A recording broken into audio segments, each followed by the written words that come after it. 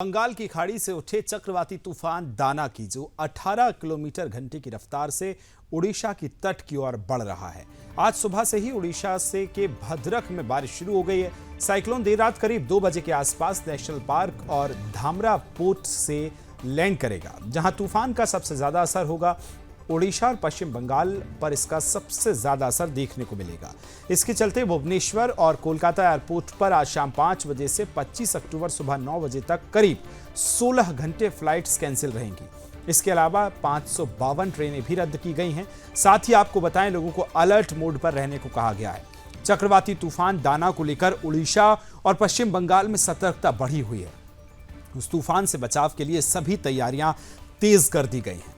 NDRF की 288 टीमें उड़ीसा में तैनात की गई हैं। इसके अलावा राज्य के 14 जिलों के 10 लाख लोगों को सुरक्षित शिविरों तक पहुंचाया जा रहा है। इस चक्रवाती तूफान का असर उड़ीसा से लेकर बंगाल, बिहार और झारखंड में भी देखने को मिल सकता है। चक्रवात दाना के 24-25 अक्टूबर को पश्चिम बंगाल और उड़ीसा के तटों से टकराने के पूर्वानुमान के मद्देनजर भारतीय तटरक्षक हाई अलर्ट पर हैं और उसने समुद्र के किसी भी आपातकालीन स्थिति से निपटने के लिए अपने जहाजों और विमानों को तैनात भी कर दिया है। रक्षा मंत्रालय ने एक बयान में कहा कि तटरक्षक बल शिविर पर बारीकी से नजर रख रहा है और चक्रवात के प्रभाव से उत्पन्न किसी भी आपात स्थिति से निपटने के लिए तैयार हैं। सुनिश्चित करने के लिए भी एक सक्रिय कदम उठाए जा रहे हैं।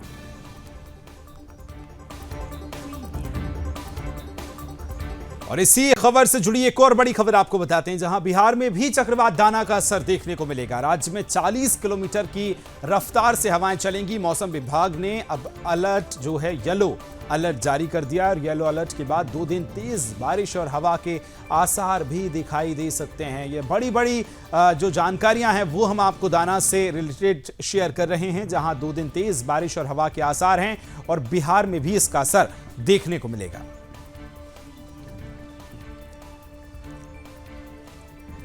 तो अब आपको दिखाएंगे कि कहां और कैसा ये दाना तूफान का असर रहने वाला है। कुछ ग्राफिक्स आपको दिखाने जा रहे हैं, जहां चक्रवाती तूफान दाना जो है वो केंद्रपाड़ा और भद्रक जिले के बीच दस्तक देगा।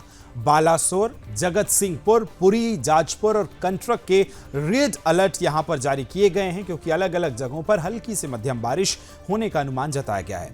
उड़ीसा में 7 से लेकर 11 सेंटीमीटर तक की बारिश होने की संभावना है। 2 मीटर ऊंची समुद्री लहरें भी यहां उठती नजर आएंगी। चक्रवात के टकराने के बाद 120 किलोमीटर की रफ्तार से तीव्र हवाएं भी यहां देखने को मिलेंगी। वहीं आपको बताएं कि इसका असर पश्चिम बंगाल, बिहार, अन्य राज्यों में भी आसपास के राज्यों में दिखाई दे सकता है। कुछ और ग्राफिक्स आपको दिखाएंगे कि दाना तूफान से निपटने की तैयारी क्या क्या की गई है, वो अब आपको दिखाने जा रहे हैं। जहां उड़ीसा के सीएम ने राज्य सरकार की तैयारियों की समीक्षा भी की है। खतरे वाले क्षेत्रों में 3 से 4 लाख लोगों को यहां से निकाला गया है।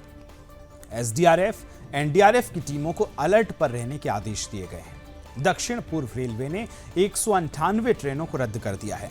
क्षेत्र से चलने वाली 150 से ज्यादा एक्सप्रेस और यात्री ट्रेनें रद्द कर दी गई हैं। पूर्वी रेलवे ने भी क्षेत्र से गुजरने वाली 198 ट्रेनों को यहां से रद्द कर दिया है।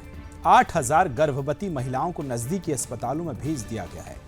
बिजली की बहाली के लिए 700 इलेक्ट्रिकल गैंगमैन की तैयारी की गई है। आपदा प्रबंधन मशीनरी चक्रवाती तूफान दाना से लड़ने को पूरी तरह से तैयार है और अलर्ट मोड पर भी इसको रखा गया है।